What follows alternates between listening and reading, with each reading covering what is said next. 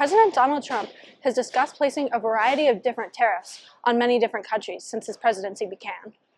But what is a tariff, and how can it impact the everyday person? According to a Statista survey, only 45% of Americans know the answer. So I sat down with John Stevens, a management lecturer and recent instructor of a course on tariffs at St. Bonaventure, to provide students with further information on the topic. A tariff is a tax on a good that has been imported from another country.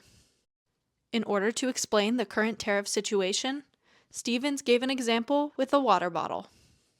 If you were selling this in America as a British bottle of water, it cost you $1.10 to bring it into the US, where the American water may just cost $1. So now this has a 10% advantage in that it's 10% cheaper than the product coming in, because the tariff has added a 10% tax to the cost of that product. This example uses the 10% tariff that has currently been placed on a variety of different countries.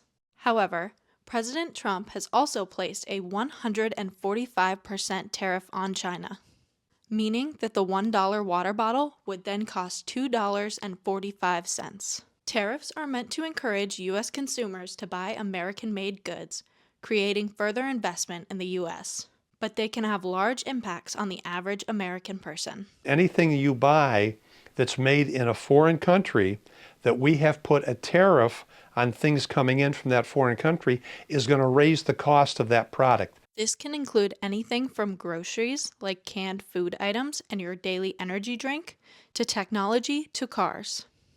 I guess what I'd like to suggest is that any of the students at St. Bonaventure pay a lot of attention to what's going on in the world today on a regular basis, and find a news source that you're comfortable with, that's not biased, that's giving you the straight facts.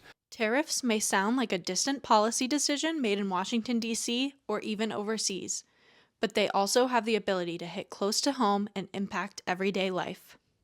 And as global trade continues to evolve, the best way to stay prepared is to stay informed. With SBU-TV, I'm Delaney Chase.